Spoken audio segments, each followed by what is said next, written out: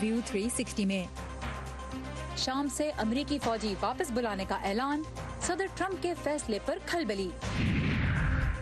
دنیا بھر میں کم عمری کی شادی پر ہماری خصوصی سیریز میں آج کی کہانی افغانستان سے، اور امریکہ میں میٹھے مشروبات کے استعمال سے متعلق نئی ہدایات۔ وائس آف امریکہ کے واشنگٹن اسٹوڈیو میں آپ سب کو خوش آمدید۔ ویو 360 کے ساتھ میں ہوں سارا زمان۔ ترک فوج کسی بھی وقت شام کی حدود میں فوجی آپریشن کرنے کا آغاز کرنے والی ہے۔ کردوں کو ڈر ہے وہ کچھ لے جائیں گے۔ Well, we've been in Syria for a long time. The United States, as always, has betrayed us and sold us once again. شام میں موجود امریکی فوجیوں کی تعداد تھوڑی سے ہی وہ امریکہ کی پشت پناہی میں داعش کے خلاف لڑنے والے کرد جنگجوؤں کے لیے بہت اہمیت رکھتے ہیں۔ ترکی شمالی شام میں اب بڑا فوجی آپریشن کرنے والا ہے اور صدر ٹرمپ نے علاقے سے امریکی فوجیوں کو نکالنے کا اعلان کیا ہے، لیکن کانگریس میں صدر کے اہم ساتھی اس فیصلے کی مخالفت کر رہے ہیں، جبکہ کرد جنگجو جنہیں ترک حملے میں کچھ لے جانے کا خدشہ ہے کہہ رہے ہیں کہ امریکہ کا یہ فیصلہ ان کی پیٹھ میں چھرا گھونپنے جیسا ہے۔ تفصیلات آج کی پہلی رپورٹ میں۔ ہم کئی برس تک شام میں رہے، جبکہ شام کی لڑائی مختصر عرصے کے لیے ہونی چاہیے تھی۔ امریکہ کے کرد اتحادی جنہیں کہا گیا تھا کہ ترکی کی جانب سے حملے کی صورت میں امریکہ ان کی مدد کرے گا، اب مایوسی کا اظہار کر رہے ہیں۔ امریکہ نے ہمیں ہمیشہ کی طرح دھوکہ دیا ہے اور ایک بار پھر ہمیں بیچ دیا ہے۔ کرد ملیشیا نے امریکی یقین دہانیوں کی وجہ سے اپنی دفاعی پوزیشنز ختم کر دی تھی، مگر اب مقامی لوگ فکر مند ہیں کہ ان کے ساتھ بھی وہی سلوک ہوگا جو ماضی کی لڑائیوں میں ترکی نے دوسرے شامیوں کے ساتھ کیا تھا۔ لوگوں کو ہلاک کیا گیا، عورتوں کو اغوا کیا گیا، بہت سے لوگوں کو گھر بار چھوڑ کر بھاگنا پڑا۔ ترکی نے انسانیت سوز مظالم ڈھائے، ہمیں ڈر ہے کہ وہ پھر ویسے ہی کرے گا۔ دونوں جماعتوں سے تعلق رکھنے والے کانگریس کے اراکین نے صدر کے اقدام پر نکتہ چینی کی ہے۔ سینیٹر لنسے گراہم نے ایک ٹویٹ میں کہا کہ کردوں کو تنہا چھوڑ کر ہم نے بہت خطرناک پیغام دیا ہے، یعنی یہ کہ امریکہ ایک ناقابل اعتبار اتحادی ہے۔ مسٹر ٹرمپ بعض اوقات فتح کو قائم رکھنے کے لیے صبر یا توجہ برقرار نہیں رکھ پاتے۔ مشرق وسطیٰ میں ہم نے کئی بار مشکل سے کامیابیاں حاصل کی، مگر انہیں ہم برقرار رکھنے میں ناکام رہے۔ بظاہر لگتا ہے کہ پینٹاگون اس سارے معاملے کے درمیان پھنس کر رہ گیا ہے۔ وزارت دفاع نے کہا ہے کہ وہ شمالی شام میں ترکی کے آپریشن کی حمایت نہیں کرتی۔ امریکی محکمہ دفاع کے حکام فکر مند ہیں کہ ترکی، امریکہ اور کردوں کے درمیان اختلافات کی وجہ سے کہیں داعش اس خطے میں دوبارہ سر نہ اٹھا لے۔ کارلا بیب کے ساتھ ندیم یعقوب، وائس آف امریکہ۔ ترکی کا منصوبہ کیا ہے؟ ترکی اپنی سرحد کے پار شام کی حدود میں ایک سیف زون قائم کرنے کے لیے فوجی آپریشن کی کئی ماہ سے تیاری کر رہا ہے۔ انقرہ کا کہنا ہے کہ وہ کرد فورسز کے ٹھکانوں کو یہاں سے ہٹا کر وہاں لاکھوں شامی پناہ گزینوں کو آباد کرنا چاہتا ہے۔ اس علاقے میں جو کرد فورسز موجود ہیں انہیں امریکہ نے داعش کے خلاف مسلح کیا تھا، لیکن ترکی انہیں اپنی بقا کے لیے خطرہ سمجھتا ہے اور اسی لیے کردوں کو ڈر ہے کہ فوجی آپریشن میں انہیں کچلنے کی کوشش کی جائے گی۔ پینٹاگون نے وائس آف امریکہ کو بتایا ہے کہ صرف 50 امریکی فوجی اس علاقے میں موجود تھے جنہیں ترکی کے فوجی آپریشن سے بچانے کے لیے علاقے سے نکالا جا رہا ہے، لیکن شام میں امریکی فوجیوں کی تعداد کم نہیں کی جا رہی۔ صدر ٹرمپ نے اس سے پہلے ٹویٹر پہ کہا کہ اگر انہیں لگا کہ ترکی کوئی ناقابل قبول قدم اٹھاتا ہے تو وہ اس کی معیشت تباہ کر دیں گے۔ صدر اردوان 13 نومبر کو وائٹ ہاؤس میں صدر ٹرمپ کی دعوت پر ان سے ملاقات بھی کرنے والے ہیں۔ تو اس وقت جس آپریشن کی تیاری ترکی کر رہا ہے اس کا کیا اثر پڑ سکتا ہے شام کی آلریڈی ایک ایسی صورتحال پہ جس میں غیر یقینی ہے اور تشدد کی فضا ہے؟ اسی بارے میں ہم بات کریں گے شامی صحافی عمر المقداد سے، جو کہ امریکہ میں رہتے ہیں اور ایک پناہ گزین کی زندگی یہاں گزار رہے ہیں۔ عمر، thank you very much for joining us today. First question, how will a Turkish operation affect the situation in Syria, considering that it's already a war zone? Well, in fact, the situation is already bad up north, and the Turkish involvement is going to wreak havoc into the scene of Syria, especially that, the areas that Turkey's attempt to attack is contain the thousands of ISIS prisoners guarded by the Kurdish forces. And that's going to give help for ISIS to rise again in the region if Turkey carried out that operation. Besides the division inside the Syrian society that's going to create it, because, you know, Turkey has a plan to resettle millions of refugees up north, and that wasn't really received well by the local residents of that area. Alright so Umar अल-मुक्ताद ने हमें बताया कि अगरचे शाम में जंग जारी है 8 सालों से, लेकिन तुर्की का जो ऑपरेशन है बहुत नुकसानदेह साबित होगा, ख़ास तौर पे इस वजह से कि जिन इलाकों में तुर्की जा रहा है वहाँ पे दाइश के जंगजुओं को ज़ेर हिरासत रखा जा रहा है कैंपों में, और उनकी निगरानी जो है वो कुछ जंगजू ही कर रहे हैं। तो अगर कुछ जंगजू किसी ऑपरेशन की वजह से वहाँ से हटाए जाते हैं तो फिर इस इलाके में दाइश के जंगजू हैं उनके फ़रार होने का खदशा है, और उनके दोबारा दाइश का दोबारा सर उठाने का भी खदशा है। और इसके अलावा जो शाम का जो माशरा है उसमें भी मज़ीद दरारें पड़ सकती हैं, क्योंकि तुर्की का जो मंसूबा है कि पनाह गज़ीनों को वो इस इलाके में आबाद करेगा, उसको इस इलाके में रहने वाले लोग खुशी से कबूल नहीं कर रहे। So Umar, Turkey has been planning this operation for actually a very long time, and we know that a very small number of US soldiers were present in that area. According to Pentagon, only 50. So removing 50 soldiers from that area, how much of an impact would that have? Well, in fact, the United States presence in Syria is true. It's really symbolic. It is not, from a military point of view, it's not really effective, but it's effective as for the United States. It's enough for the United States to have just dozens of military personnel with a U.S. flag planted there to send a message to any power that wants to attack or engage in that area that this is under the United States observation and the protection, so don't try to get in. So it is really symbolic a presence, and it does not really matter how big your troops are in that region. It's what these troops actually represents. It represents that the United States of America is not going to let anyone to go in and just to do whatever they want. And that's why Turkey has been struggling over time to convince the United States of America to take their hands off that region so they could go in and implement their project. Alright so मैंने बताया कि अगरचे America के फौजियों की तादाद बहुत थोड़ी है उस इलाके में, लेकिन उनकी जो मौजूदगी है वो दुनिया को और ख़ास तौर पर इस खत्ते में जो मुख्तलिफ अनासर मौजूद हैं, मुख्तलिफ पावर्स मौजूद हैं, उनको ये पैगाम देती है कि वो इस हिस्से की निगरानी कर रहे हैं और किसी को भी इजाज़त नहीं कि वो अपनी मनमानी करेगी। और यही वजह है कि तुर्की को इतना वक्त लगा इस ऑपरेशन को फाइनली शुरू करने में। उसका आगाज़ किसी भी वक्त हुआ चाहता है, और इंतज़ार सिर्फ इसी बात का था कि अमेरिका के साथ इस मामले पर किसी किस्म की बातचीत करके इस इलाके को खाली कराया जाए ताकि तुर्की फिर आगे बढ़ सके। And Umar, in the and I just want to ask you, president Trump has said that other powers should manage this region, including Turkey, Russia, Iran. What impact would this have? Because I want to know what impact America has already had and what would be lost if American troops leave Syria altogether. Well, it's going to embolden the Russian and the Iranian, beside the Turks, to have their way in the region. And as I said before, to wreak havoc in the region, because there is already a division inside the society up north. The Kurds has been seeing these movements as a threat to their existence, and they have no other option. Thank you so much. Yes, thank you so much. Umar al-Muqtad was with us. यहाँ पे अपने viewers को बताते चलें कि उमर ने हमें ये बताया कि अमेरिका की चाहे कम फौज वहाँ पे मौजूद थी, लेकिन उसका एक मैसेज यही था कि उस इलाके में उसका कंट्रोल है, और अगर अमेरिकी फ़ौजी पूरी तरह से शाम से चले जाते हैं तो फिर ख़ास तौर पे रूस और ईरान को खुला हाथ मिल जाएगा कि वो जो भी इस इलाके में करना चाहते हैं, जैसे भी मैनेज करना चाहते हैं, वो कर सकते हैं। तो उमर अल-मुक़्ताद शामी सहाफ़ी हमारे साथ थे और हमें सूरत हाल के पेचीदगियों के बारे में आगाह कर रहे थे। इसी मौजू को कुछ आगे बढ़ाएंगे, लेकिन एक मुख्तलिफ पहलू पर नज़र डालेंगे। दुनिया भर में बच्चों के लिए सितंबर में स्कूल के नए साल का आगाज़ हो जाता है, लेकिन शाम के इलाके अफरीन के करीब पनाह गज़ीन कैंपों में रहने वाले बच्चों को ये वक्त सिर्फ इस बात का एहसास दिला रहा है कि वो अब भी अपने स्कूलों और घरों से बहुत दूर हैं। पनाह गुज़ी कैंप शाहबा में बारीक खैमों में रहने के बावजूद इन बच्चों ने अपने स्कूल के नए साल का आगाज बहुत जोशो जज्बे के साथ किया है। ताहम गुज़िश्ता बरस की तरह ही तलबा आरजी और पुरहुजूम कमरों में पढ़ने पर मजबूर हैं। मैं सरडम कैंप में रहती हूँ। स्कूल खुलने से मैं बहुत खुश हूँ। मैं अपने साथी और दोस्तों को याद करके उदास थी। अब इनसे दोबारा मिलकर बहुत खुशी हो रही है। मैं दूसरी क्लास में था, लेकिन जंग के बाद मैं यहाँ आ गया और स्कूल जाने लगा। मैं तीसरी क्लास में हूँ। मैं अपनी टीचर और दोस्तों से मिलने आई हूँ। मैं खुश हूँ।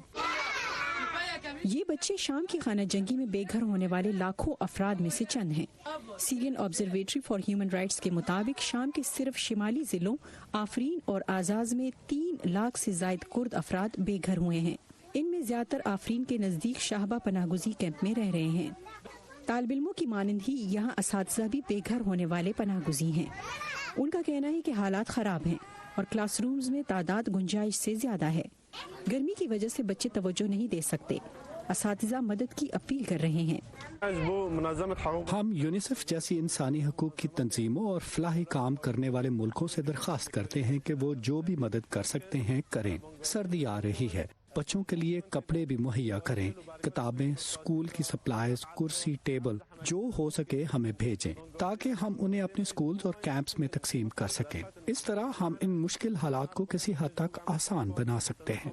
آفرین سے اندازاً 13,000 بچے اس وقت پناہ گزین کیمپوں اور شاہبہ علاقے کے دیہاتوں میں رہ رہے ہیں، لیکن اس کے باوجود ان بچوں کی اکثریت اسکول جا رہی ہے۔ اساتذہ کا کہنا ہے کہ مشکل حالات کے باوجود پہلے کے مقابلے میں اب تعلیم ان بچوں کی کامیابی کے لیے اہم ہے۔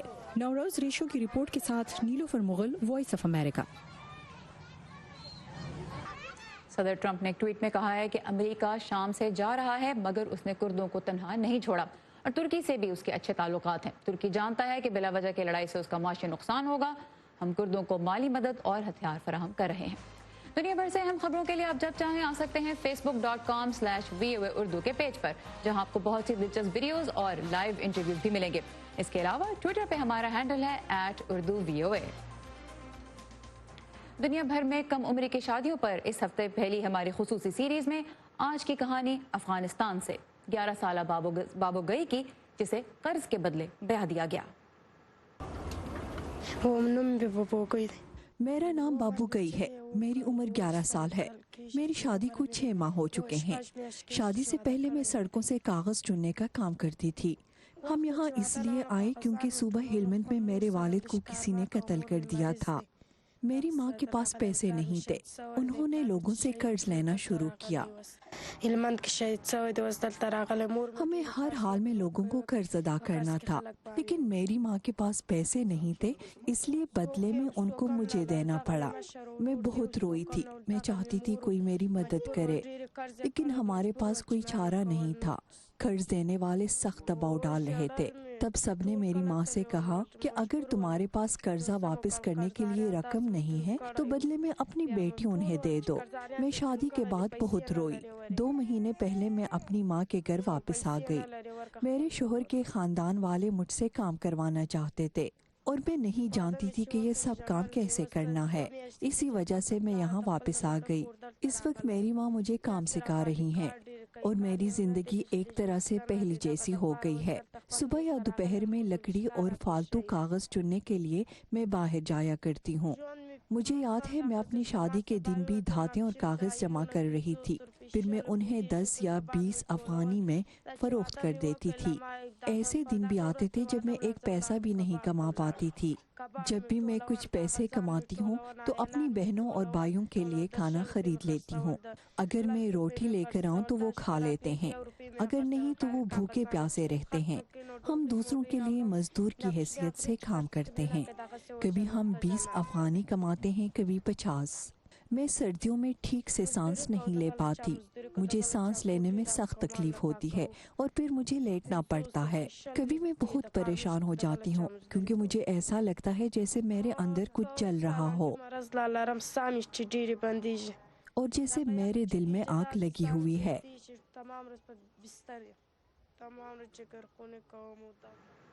گرلز ناٹ برائڈز نامی بین الاقوامی تنظیم کے مطابق دنیا بھر میں بچپن میں بیاہی گئی لڑکیوں کی تعداد کے اعتبار سے افغانستان 18ویں نمبر پہ ہے، جہاں تقریباً 6.25 لاکھ بچیاں شادی شدہ ہیں۔ ملک کا قانون والد یا جج کی اجازت سے 16 سال سے کم عمر کی لڑکی کی اجازت دیتا ہے۔ افغانستان میں 35% لڑکیوں کی شادی 18 سال سے کم عمر میں ہی کروا دی جاتی ہے۔ ہمارے اس خصوصی سلسلے میں کل بات ہوگی پاکستان کی۔ تازہ ترین خبریں، اہم واقعات، آڈیو ویڈیو رپورٹس اور تجزیے دیکھنے، سننے اور پڑھنے کے لیے ڈاؤن لوڈ کیجیے VOA اردو کی نئی ایپ۔ خبریں اب ہر وقت آپ کی مٹھی میں۔ گرمی ہو یا سردی، میٹھے مشروبات جیسے سافٹ ڈرنکس، شربت، چائے اور کافی ہر موسم میں ہر عمر کے لوگ ہی شوق سے پیتے ہیں، لیکن ان کے ساتھ ساتھ جسم میں کتنی چینی جاتی ہے یہ ہم کم ہی سوچتے ہیں۔ تو صبا شاہ خان آج ان نئی ہدایات کے بارے میں ہمیں بتا رہی ہیں جو چینی کے استعمال میں کمی لانے کے لیے امریکہ میں صحت کے ادارے اب تجویز کر رہے ہیں۔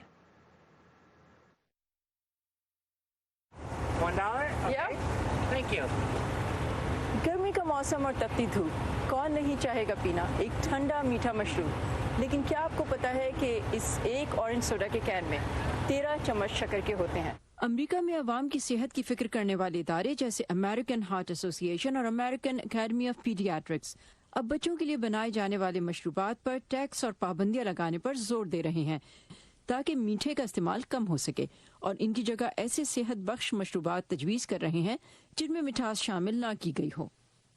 اس وقت امریکہ میں بچے میٹھے مشروبات حد سے 30 گنا زیادہ پی رہے ہیں۔ یہ اتنا زیادہ ہے کہ اس سے ایک سال میں ایک بیٹ ٹب بھر سکتا ہے۔ اگر 2 مشروب ہوں، ایک ٹھنڈا میٹھا اور دوسرا ٹھنڈے پانی کی بوتل، تو آپ کون سا لیں گے؟ ٹھنڈا اور میٹھا والا۔ والدین کو ہر میٹھا مشروب جو ان کا بچہ پیتا ہے کم از کم اتنا ہی بچے کو پانی بھی پلانا چاہیے۔ تحقیق سے ثابت ہوا ہے کہ مشروبات میں اضافی مٹھاس پیدا کرنے والے اجزاء کے زیادہ استعمال سے دل کی بیماریوں کا خطرہ بڑھ جاتا ہے۔ یہ موٹاپے اور ذیابطیس جیسے امراض کا سبب بنتے ہیں اور ان سے دانت بھی خراب ہوتے ہیں۔ مقدار اہم ہے کیونکہ تجویز کردہ مقدار سے زیادہ پینا ہی خطرے کا سبب ہے، اور یہی وجہ ہے کہ صحت عامہ کے ادارے ان مشروبات پر پابندیاں لگانے اور اضافی ٹیکسوں کے ذریعے ان کی قیمت بڑھانے کا کہہ رہے ہیں تاکہ لوگ انہیں کم پسند کریں۔ بڑوں کی بات کریں تو امریکنز روزانہ 20 چمچوں کے برابر اضافی شکر استعمال کرتے ہیں، جو خواتین کے لیے تجویز کردہ لمٹ سے 3 گنا اور مردوں کی روزانہ کی لمٹ سے 2 گنا زیادہ ہے۔ میں واقعی سوڈا کی عادی ہوں، جب بھی میں ڈائٹ کی کوشش کرتی ہوں میں اسے نہیں چھوڑ پاتی۔ امریکن ہارٹ ایسوسی ایشن اور امریکن اکیڈمی آف پیڈیاٹرکس تجویز کر رہی ہیں کہ بچوں کے لیے بننے والے مشروبات کی ایڈورٹائزنگ روکی جائے۔ اسکولوں اور ریسٹورینٹس میں صحت بخش مشروبات مثلاً دودھ اور پانی ضرور رکھے جائیں۔ مشروبات میں توانائی اور غذائیت سے متعلق معلومات کو ریسٹورینٹس کے مینیو کارڈز پر بھی واضح کیا جائے اور ہسپتالوں میں ایسے مشروبات نہ بیچے جائیں۔ یہ تنظیمیں سافٹ ڈرنکس میں میٹھا کم کرنے کا کیا طریقہ تجویز کر رہی ہیں؟ ہر مشروب میں پانی ملائیں یہاں تک کہ آپ کو کم میٹھا پینے کی عادت ہو جائے، کیونکہ آپ کے لیے بہترین مشروب ہے پانی۔ Saba Shah Khan, voice of America, Washington. Pakistan کے صوبہ پنجاب میں اگست 2017 سے اسکولوں اور کالجوں کے گرد 100 میٹر کے احاطے میں کاربونیٹڈ اور کولا ڈرنکس کی فروخت پر پابندی ہے۔ اس کے بعد پھر تعلیمی اداروں اور ان کے نزدیک انرجی ڈرنکس کی فروخت بھی ممنوع قرار دے دی گئی۔ انرجی ڈرنکس بنانے والی کمپنیوں کو بھی پابند کیا گیا ہے کہ وہ اپنے لیبل پہ واضح کریں کہ یہ مشروبات صحت کے لیے مضر بھی ہو سکتے ہیں۔ اس پالیسی کا اطلاق کیوں اور کیسے کیا گیا، اس بارے میں وائس آف امریکہ نے بات کی director general food authority Punjab سے۔ اس کو انرجی کہنا غلط ہے، اور یہ انرجی کے علاوہ باقی تمام چیزیں دیتا ہے یہ ڈرنک۔ انڈسٹری سیٹسفائی نہیں کر سکی پنجاب فوڈ اتھارٹی کے سائنٹیفک پینل کو، تو سائنٹیفک پینل نے یہ امینڈمنٹس لا کے اندر تجویز کی، جس کی بنیاد پر یہ لا جو ہے امپلیمنٹ کیا گیا۔ ہمارے پاس ایسے انٹرنیشنل برانڈز موجود ہیں جنہوں نے پاکستان سے باہر اپنی پروڈکٹ کو نہ صرف ہماری ریگولیشن کے مطابق اس کی کمپوزیشن کو چینج کیا ہے بلکہ اس کے لیبل کو بھی چینج کیا ہے۔ آپ کو ایسے انرجی ڈرنکس دکھا سکتا ہوں جو پاکستان سے باہر بن رہے ہیں، لیکن اس میں اردو کی یہ وارننگ بھی موجود ہے کہ یہ حاملہ خواتین اور بچوں کے لیے موزوں نہیں ہے، اور اس میں یہ بھی لکھا ہوا ہے کہ یہ کیفینیٹڈ ڈرنک ہے، اور اس میں یہ بھی لکھا ہوا ہے کہ یہ ہائیلی کیفینیٹڈ ہے، اس میں یہ بھی لکھا ہوا ہے کہ یہ اسٹیمولنٹ ڈرنک ہے۔ اس میں انہوں نے کیفین کی تعداد بھی ہماری ریگولیشن کی وجہ سے کم کی ہے۔ جتنے بھی ایجوکیشنل انسٹیٹیوشنز ہیں ان کے اندر کاربونیٹڈ بیوریجز جو ہیں وہ بین کی پنجاب فوڈ اتھارٹی نے، کیونکہ یہ مشاہدے میں آیا کہ یہ بچے ان کا بیجا استعمال کرتے ہیں، اور ان کا جو بیجا استعمال ہے وہ الٹیمیٹلی بچوں کے لیے نقصان کا باعث بن رہا ہے۔ پنجاب فوڈ اتھارٹی اپنی سزاؤں کے حوالے سے ایک کمپریہنسو ایس او پی بنا کے بیٹھی ہے۔ وہ ایس او پی یہ ہے کہ اگر کوئی چیز جس کو ہم بین کر دیں، جس کو کہ منع کر دیا جائے، وہ اگر آپ کے پاس سے پائی جاتی ہے تو آپ کو امیڈیٹلی سیل کیا جاتا ہے۔ کالجز میں جا کے بتاتے ہیں، پیمفلٹ تقسیم کرتے ہیں، پریس ریلیزز ایشو کرتے ہیں، سوشل میڈیا کا استعمال کیا جاتا ہے، فیس بک کا استعمال کیا جاتا ہے، ایک جنرل اویئرنیس کریٹ کی جاتی ہے۔ اور جیسے صبا شاہ خان نے کہا بہترین مشروب پانی ہی ہے. اب چلتے ہیں کوئٹہ, جہاں 11 سال بعد فرسٹ کلاس کرکٹ کھیلی جا رہی ہے, جو شائقین کے لیے کسی تحفے سے کم نہیں. گزشتہ 20 سالوں کے دوران دہشت گردی اور بدامنی کے باعث بلوچستان میں کرکٹ بری طرح متاثر ہوئی. بگٹی کرکٹ اسٹیڈیم میں فرسٹ کلاس کرکٹ کی واپسی بلوچستان میں کھلاڑیوں اور شائقین کے لیے کیا معنی رکھتی ہے, یہ بتا رہے ہیں مرتضی ظہری. کوئٹہ کے اکبر بگٹی کرکٹ اسٹیڈیم میں فرسٹ کلاس کرکٹ میچز جاری ہیں. کرکٹ کے شائقین قومی کھلاڑیوں کو اپنے درمیان پا کر خوش ہیں. خوشی تو کافی محسوس ہو رہی ہے. تقریباً 11 سال کے بعد فرسٹ کلاس کے میچز کوئٹہ واپس آئے. صرف کوئٹہ کے پلیئر نہیں بلکہ پورے جو بلوچستان کے پلیئر, باہر کے ڈسٹرکٹ کے پلیئر یہاں کے میچز سارے دیکھے, اور اس سے بلوچستان کے پلیئر کے لیے بہت فائدہ ہوگا اور بہت کچھ سیکھنے کو ملے گا. کرکٹ کے مداح شاہ ولی اللہ کہتے ہیں کہ کوئٹہ میں 11 سال سے فرسٹ کلاس کرکٹ کے مقابلے نہ ہونے کا نقصان یہاں کے مقامی کھلاڑیوں کو ہوا. آج پاکستان کی قومی ٹیم میں بلوچستان کی نمائندگی نہ ہونے کے برابر ہے. 11 سال سے کرکٹ نہیں ہو رہی تھی. اگر یہاں پہ کرکٹ ہوتا تھا تو یہاں کے کرکٹر اچھا کرکٹ کھیلتے تھے, اور وہ ابھی تقریباً ٹیم میں 7-8 پلیئر بلوچستان کے ہوتے تھے. کوئٹہ میں فرسٹ کلاس کرکٹ کی واپسی کی خوشی ایک طرف, مگر یہاں کے مقامی کوچ کوئٹہ کے نام پر بننے والی ٹیموں میں بلوچستان کے کھلاڑیوں کی عدم نمائندگی کی شکایت بھی کرتے ہیں. ٹیم ہمارے بلوچستان کے نام پہ اور ہمارے صرف ایک ہی پلیئر کھیل رہے اس میں, تو یہ بڑی زیادتی ہے. دوسری جانب پی سی بی کے حکام کا کہنا ہے کہ بلوچستان میں کرکٹ کے فروغ کے لیے 15 کرکٹ گراؤنڈ تعمیر کرائے گئے ہیں, اور قومی ٹیم میں بلوچستان کے کھلاڑیوں کی تعداد بڑھانے کے لیے انڈر 19 کی ٹیم میں بلوچستان کے کھلاڑیوں کو 45% نمائندگی دی جائے گی. یہ گریڈ 1 جو ٹیم ہوتی ہے پاکستان کی, پہلے نمبر کی جو کرکٹ ہوتی ہے فرسٹ کلاس کرکٹ, اس میں یہ ہوتے ہیں. اس میں ہمارے 4 پلیئر ہیں اس میں ابھی کھیلے, لیکن جو سیکنڈ 11 ہے ہماری, اس میں ہمارے 9 پلیئر ہیں. انشاءاللہ اگلے سال آپ دیکھنا ہمارے گریڈ 1 میں 5-6 پلیئر ہوں گے, اس کے ساتھ ہمارے سیکنڈ 11 میں تقریباً 10-12 پلیئر ہوں گے. میچز کے دوران کھلاڑیوں اور تماشائیوں کو سیکیورٹی فراہم کرنے کے لیے اسٹیڈیم میں پولیس کے 2000 اہلکار بھی تعینات کیے گئے ہیں, جبکہ آئندہ سال پی ایس ایل کے میچز کوئٹہ میں بھی منعقد کرانے کی کوششیں کی جا رہی ہیں. Murtaza Zehri, voice of America, Quetta. اور آخر میں سیر امریکی ریاست ٹینیسی کے شہر میمفس کی, جو کنٹری میوزک اور ایلوس پریسلی کے لیے جانا جاتا ہے. فائزہ بخاری ہمیں لے جا رہی ہیں بیل اسٹریٹ, جو رات دیر گئے تک ریسٹورنٹس, لائیو موسیقی اور جگمگاتی روشنیوں کے لیے مشہور ہے.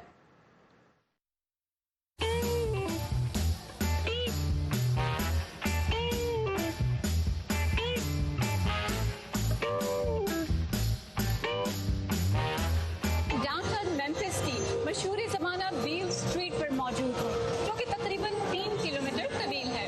یہاں پر بہت سے ریسٹورنٹس تو مشہور ہیں ہی, لیکن یہاں کی اصل وجہ شہرت یہاں کی موسیقی ہے, جسے دی بلوز بھی کہا جاتا ہے. اسی لیے کوئی بھی سیاح اگر میمفس کا رخ کرے تو اس اسٹریٹ پر آئے بغیر واپس نہیں جاتا. بیل اسٹریٹ میمفس کے ڈاؤن ٹاؤن علاقے کی ایک اہم پہچان. رات دیر گئے بھی اگر آپ یہاں چلے آئیں تو کوئی نہ کوئی ریسٹورنٹ کھلا ہوا مل ہی جاتا ہے, وگرنہ کہیں نہ کہیں سے موسیقی کی آواز تو ضرور ہی سنائی دے گی.